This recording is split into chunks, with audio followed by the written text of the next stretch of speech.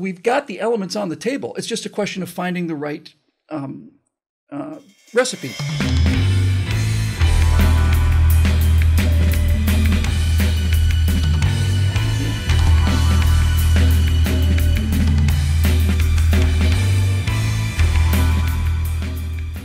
Hi, everybody. Welcome to the Virtue Signal. I'm Bill Whittle with my friend and colleague Alfonzo Rachel, and this is where we try to get underneath the politics to the morality and the philosophy of things that are going on today. Zoe, we did our pre-election special where we were talking about what we would do when the big Christmas presents arrived and the big red tsunami came ashore and, and blah, blah, blah. Well, turns out it was a red ripple. We don't even know what the outcome is, and we probably won't know till Monday or Tuesday. We record this on Friday. Which in itself is problematic, but let's put that aside for a minute.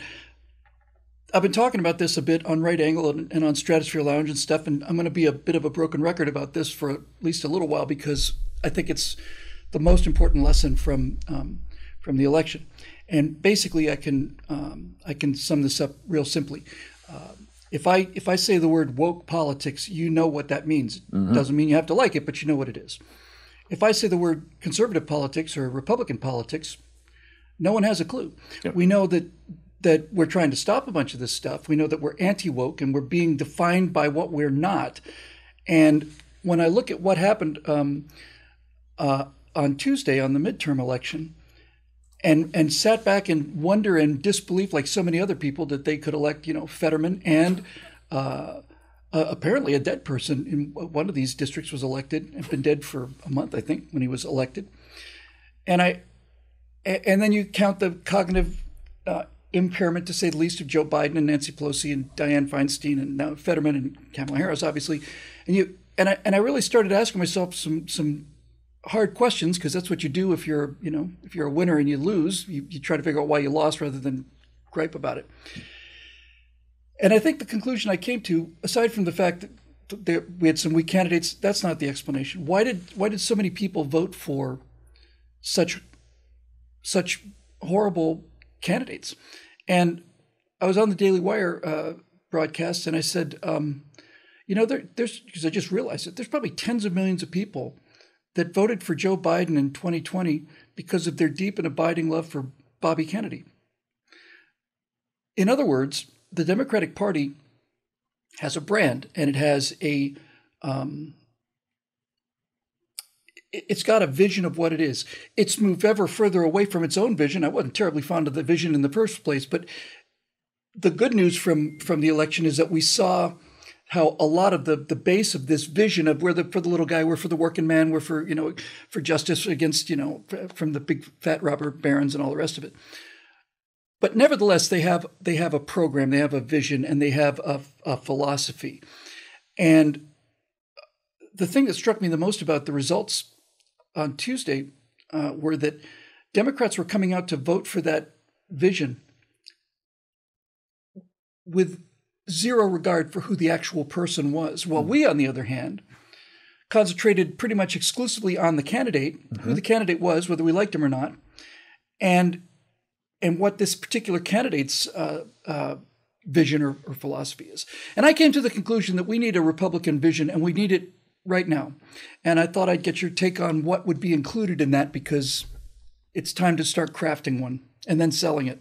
I hear you, man. And I'm going to take a cue from you also, man. It sounded like a broken record, because I've been saying this for years. You have. With liberalism, I mean, look at a prime example, man, would be Joe Biden. Joe Biden, man, is supposed to be everything that liberals claim to hate. He's old. He's white. He's rich. He's privileged. Right? He's the quintessential thing to hate for liberalism. But see, it's not about the person, as we've been trying to say. It's about their worldview, and they sell it. It's in everything, man. It's in the TV. It's in the radio. It's in the lights that we use. It's in the toilets that we flush. Their worldview is in everything. Especially the toilets. Especially the toilets, man. Yeah. and they're toilets that you can feel good about, But as far as the Republican voter goes, they're wrapped up in a figurehead. They're wrapped up in a person. They try to sell a candidate. Mm-hmm. And I'm like, you can't do that. You got to sell conservatism. You got to sell it, right? And you have to sell it in a vehicle that they can understand. It's like using a software, whatever application that you're going to be. You can go ahead and try to communicate with your computer, but if it doesn't understand this, the file that it's in, well, good luck. And it's the same. So it's kind of like it's an operating language. The Democrats are Yes. working on Windows, let's say, and every candidate works with Windows, and you know that if you've got a Windows system and this software says it runs on Windows, then you know the software is going to work. Yeah. You got to be able to understand language. And I like I said, I've said it 1,000 times. When you got these liberals, their communication is imagination. That's just where they live. Everything that they believe, they have to imagine. You got to imagine that the child in the womb ain't human. You got to imagine that you could be able to switch genders. You got to imagine that the fruits of somebody else's labor is supposed to be spread around. It doesn't belong to you. It belongs to society. You have to imagine that there's no borders. You have to, everything about their worldview is imagination. It's not practical, and it doesn't play out in the real world, but that's where they live. So we try to uphold with them with reason, and they're not going to buy it. All right. They come to buy reason, and I don't want to ramble on, but they come to buy reason when it gets too painful for them to bear. And that's not really a good strategy for us, to where we're dependent on them seeing how bad it hurts. Yeah, there you go. But because we can't sell our own principles. Well, not just that. It's like there doesn't seem to be a bottom to how bad it'll hurt before they change their minds. Yeah. So waiting for them to suddenly wake up and smell the inflation is just, it's just apparently not going to happen because the vision, right? And we've talked so many times about what that democratic philosophy is and how repugnant so much of it is. And I don't want to spend any time on that right now because mostly we'd just be going over old ground. So when you look at the board and look at what happened on Tuesday and what's on the table right now, that's the nice thing about conservatism. You got to play the hand that you're dealt, right? You can improve the hand, but you can't wish you had 4 aces and a king. You just can't do that. So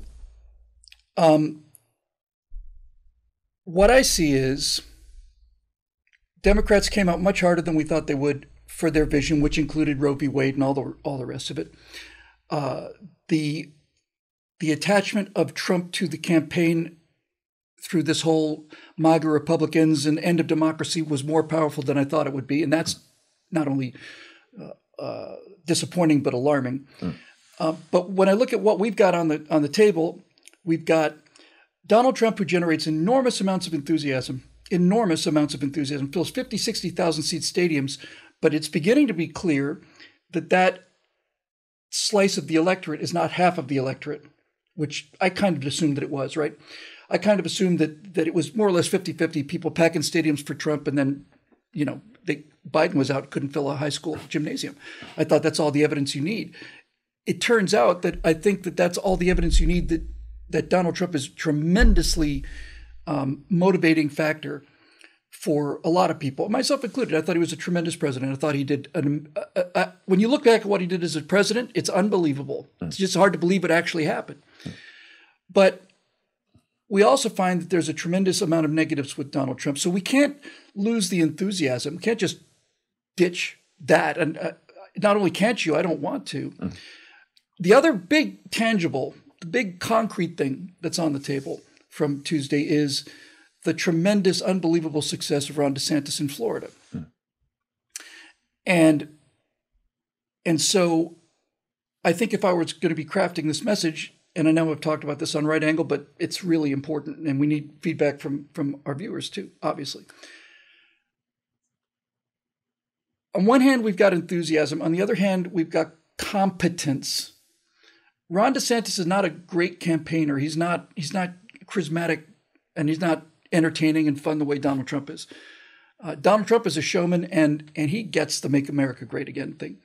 But just 2 days before the election, he started sniping at Ron DeSantis, and many Republicans and fans of Donald Trump, along with me, were like, why are you doing this?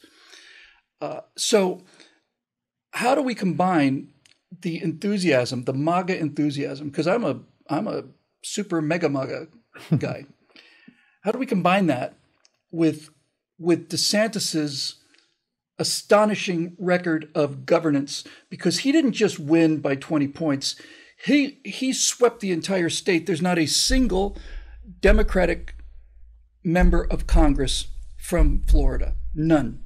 Every single district in Florida went red, and by a wide margin. Plus, DeSantis's campaign ads, at least the one I saw that was most effective, wasn't about DeSantis really. It wasn't about him. It was a series of working people, firemen, nurses, teachers, students, saying, "Thanks, Governor DeSantis. You didn't lock us out of school. Thanks, Governor DeSantis. You let us keep our restaurant open. Thanks, Governor DeSantis. You backed the police." That kind of thing. It was a very effective ad, I thought. But what it was really showing was that this incredible shift for DeSantis was a result of him having dramatically improved the state of Florida. And DeSantis fights back. When he found out what they were doing in Florida schools, he got that law passed. It says, you don't get to indoctrinate our kids. Now, it only goes through fourth grade, but it's a start. When Disney became a propaganda mouthpiece for wokeism, he said, well, okay, if you're going to be a political party, let's have a look at this super sweet deal that we made you back in the 1960s or early 70s for Disney World. You can start paying real taxes on that district now that it's 60 years later or whatever. So to me, the message looks something like, here's Florida, the example of Florida, here's the example of California. Babylon Bee just did one of their headlines was that U-Haul is building a high-speed bullet train from California to Texas. And so people are leaving California and they're going to Florida. And they're going to Florida because Florida works. And Florida works because it's governed by Republicans. And that means that Florida is a place where the government is doing the very minimum that a government has to do, while in California, the government is doing not only the maximum, but beyond the maximum. So somehow in this mix, there's the MAGA enthusiasm of Make America Great Again. There's that kind of in-your-face showmanship. There's both Trump and DeSantis and Kerry Lake. None of them take any crap from the press. They don't just let the press run over them with this, accusatory sentences and then just try to back away from it. They just don't put up with it. So we can see that the pieces of a winning strategy and a winning philosophy right there. The question is, how do we put these things together? Indeed, man. Yeah, because I'd hate to think that if the Civil War decided to turn hot, that it wouldn't be between the DeSantis camp and the Trump camp. Because there's a lot of energy, there's a lot of pin up frustration going on both sides there. That has to be resisted at all costs. That's a catastrophe. Yeah, I mean, because that this kind of stuff can get pretty heated, and naturally, and I think as far as Florida goes. I mean, even Democrats speak volumes for how well Florida would go. I mean, heck, even AOC was going to kick down in Florida. It's like, hey, that in itself is an advertisement campaign right there. It's like, AOC. Yeah, they should have run that. Might have, yeah. Right? It's like AOC, like, man, they doing things right over here. Let me go ahead and ease on down to Florida. But with what's going on there, when people have a view, and I don't know what would facilitate people to be able to get an epiphany or get a clue of how this goes? If DeSantis is operating things in his state where they're able to resist the pressures of what we're supposed to do in response to control vid, where people are able to still enjoy having businesses and a job and things like that. Maybe it was one of those things where, hey, we're seeing what's happening to the rest of the country because Bill, a lot of times people they have this microcosm reaction to things. They think that what's going on in their environment is the state of the rest of the world. Like LA is like a prime view of that. They just think that the whole world is dirty and all that and corrupt, just like they are. And they're the saints and everybody else is, but that's just how they are. Florida doesn't, I don't know if it worked that way. They're like looking at, hey man, what's happening here is working, and the rest of the country, it ain't seem to be working for them. And DeSantis seems to be at the helm of this. Maybe we just need to go for that. I don't know how they were able to come to that epiphany, but thank God it worked. Well, you mentioned last week, the key point was that there was a huge shift of Latinos, Blacks, and presumably young women, single women, although they came out 70% for Democrats. But you mentioned that there was there's a significant shift away from this traditional Democratic base towards Republicans. They're voting Republican. And you pointed out quite correctly and most importantly that it's not so much that they're coming to the Republican Party as they're running away from the Democratic Party. And likewise, it's not so much that people are moving to Florida because of what Florida represents in terms of ideals. They're moving away from California and its trash dumps and bubonic plague, right? So they're being forced away from blue states and they're being forced away from blue philosophy, and they're not being attracted to red states and red philosophy because we don't have one articulated. We certainly have one, just not articulated. Right. And in the course of discussing this and getting feedback from our viewers and from everybody else, it's starting to feel like the message should be essentially, America is great because America believes, the traditional vision of America believes that you know how to run your life better than the government. When we say let's make America great again, we mean let's make America like Florida again. Florida let you make the decisions and not the government. California made the decisions for you. That's why everybody's leaving California and coming to Florida. They're coming to freedom. And freedom is a term that everybody bandies about, but freedom actually needs to be defined. And we should, and as much as I love the term, anytime we use the word liberty, it's game over, right? That is a term that means nothing to people who have not heard the history of the American Revolution, and it immediately sounds archaic. My entire life is dedicated to the preservation of liberty. But as a term, it automatically sounds like, well, we talked about this with the word capitalism, right? Capitalism was invented by Marx. It was invented as a purgative by Marx. And when you say capitalist, you start thinking of Mr. Moneybags from Monopoly, a huge guy with a vest and a high hat, and a monocle, and he's holding a big sack with a dollar sign on it. That's what a capitalist is. So we're not talking about capitalism. We're talking about the free market. We're talking about the ability to own whatever you want to. We're talking about money is a device for you to vote every day. I like this thing. I don't like that thing. You have choices. You have competition. All of this stuff together is our philosophy, and we've got to get it crystallized. We got to get it simplified and humanized and clear. And we cannot expect that people will vote Republican despite the candidate. And I don't ever want that to happen, nevertheless, but that's certainly what happened on Tuesday. Until we get that message crystallized, and then we got to make sure that every single Republican who's running is on some level tapping into that vision. This is why I'm a Republican, because these are the things I believe in, and I think you believe in them too. And then you've actually made the sale. Indeed, man. And with the liberals, they have a standard, or lack of a better way of putting it. They have a certain value that glues them together, that unifies them. And you're right. Where as far as Republicans go, we don't see, like, a lot of times it's in our personality matrix. It's kind of how we're wired. A lot of times Republican voters and of course the conservative persuasion, a lot of times we're too individualistic to our own peril. There is that that lack of teamwork and the thing to really be rallied around. Starting with the question of making America great again. Okay, as you've used the word define, make America great again sounds like, even to me, it sounds very vague. What is this period? Vague is the word I'm trying to destroy here. Yes. Absolutely. It's when we say make America great again, well, great again for who? What period to you would be this period where America was great that we want to go back to? And what was great? What was it that was great? Indeed.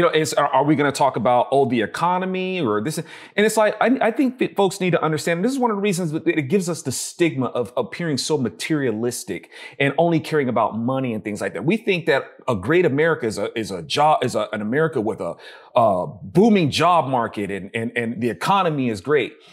The economy is not going to save America.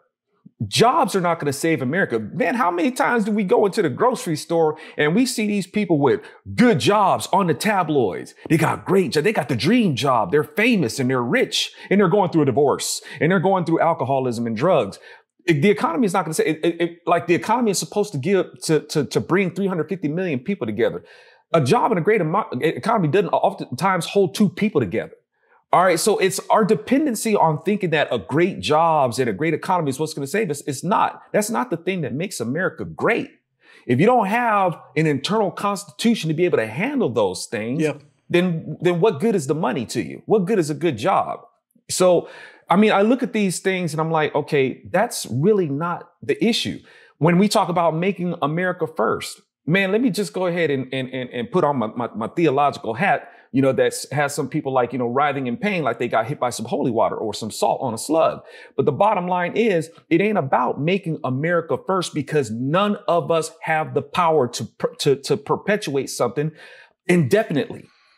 Why do we not rely on what is fixed and eternal if we want to preserve America indefinitely? I mean, the thing is, folks, we're finite creatures. America itself is a finite institution.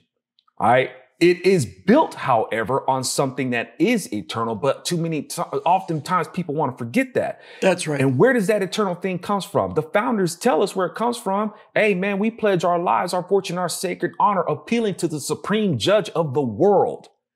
But we keep looking for a politician or our own ideas of what it takes to preserve America. Look, man, we're going to die. And it's like, I do not trust in a creature that dies to tell me how to preserve something into perpetuity. Yeah. I trust in the one who does not die, or the one who is able to die and come back. I trust in him. That is my tent pole. That is my pillar of who I rely on to keep this thing going. Now, and just to really give folks, and this isn't to discourage folks, ain't nobody had a better message. What fault can you find with the message of the one who came and died to give us eternal life? You can't find a fault with him. But even he wasn't able to sell it on everybody. They still killed him, right? But the bottom line is that message is letting us know that, man, we're not going to reach everybody. It's always going to be a fight. Always. But you at least want to have the fortification to say that, look, man, you may be going crazy, but you ain't taking me with you. Yeah. Right. And that's what it takes. So in this process, I'm going through intensely now, trying to get some handle on this message. I think maybe like a precursor of it would be something like, take control of your life again. Get the government out of the way again. Do what you think is right again. Raise the kids the way you want to again. That's the direction I'm kind of heading in. And thinking visually about it, I think that the kind of imagery we should be looking for is, we should be looking at the imagery of like little tiny green plants coming out of the earth, like growth, life, sunshine, when everything that you think about with a city is concrete, darkness, and garbage. And just start playing with these opposites, with these extremes. And again, I'm just spitballing this, but if you were talking about take control of your life again, and I was doing a political ad for that, I might just show 2 or 3 people walking down a street chatting, and have 2 other people coming the other way, and those 2 people are wearing masks, and these 3 people aren't. And hey, how you doing? Good, thanks. How are you? Right? Take control of your life again doesn't mean that you are required not to wear a mask. Just as one example, it just means that if you want to wear a mask, that's your business. And if you don't, that's also your business. And that projection of it as that projection of conservatism as not, look, progressivism has a rigid set of rules for behavior, and progressives think that, okay, so I've got this rigid rules of behavior as a progressive. If I become a conservative, I've got another rigid rules of behavior that are going to turn me into the negative image of what I am, and I want to get the hell away from this this city. But the thing that we have to make clear is that, no, freedom means you get to be whatever you want. We don't force you to be anything. You're not required to not wear a mask in Florida. You see what I'm saying? Yep. It's like, this is the key to it. And I think finally, this is an entirely different subject, maybe we'll save it for next week, is that when you look at the biggest electoral success in American history, the 1984 election, Reagan came 5,000 votes short of running the table, and he didn't campaign in Minnesota specifically, so he could have had every single state red. And he did it because he had a message of Morning in America, but he also did it because he wasn't nasty. Right? There was nothing to hate about him. You could hate his politics, but the guy wasn't mean. And Donald Trump is mean, and you needed mean to beat the meanest, nastiest person ever to run in American politics that I'm aware of, namely Hillary Clinton. But if you're going to draw people, you've got to make that something that is more accessible without losing Trump's incredible ability to drain the swamp, to fight for the people. He's not in anybody's pocket. He's not a pawn. He's not a result of the system, right? So we've got the elements on the table. It's just a question of finding the right recipe, right? We got the ingredients. We need the recipe. How much of this? How much of that? Put it together. We can bake ourselves a real nice cake. For Alfonzo Rachel, I'm Bill Whittle. Thanks for joining us. The show's made possible by the members at BillWhittle.com. We're always very grateful for your support and your free choice to support this program. And again, both Zoe and I are very grateful for all of that. So we'll see you next time right here on The Virtue Signal.